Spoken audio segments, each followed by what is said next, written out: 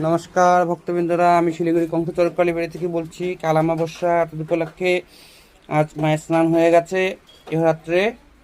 এখন এই শীতলা মায়ের বেনারসি পরানো হয়ে গেছে, গয়নাগাটি পরানো হয়নি, আর চুল টুল দেওয়া হয়নি, মোটে পরানো হয়নি। আর কালী মায়ের শাড়ি পরানো হবে, একটু দেরি হবে কারণ অনেক সময় লাগে তো। আর মায়ের এই অমাবস্যায় এই হালকা ক্রিম কালার, ইয়েলোর মধ্যে ক্রিম কালার দিয়ে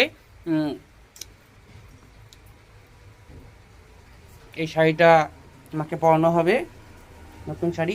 শাড়িখানা কীরকম হয়েছে আপনারা জানাবেন।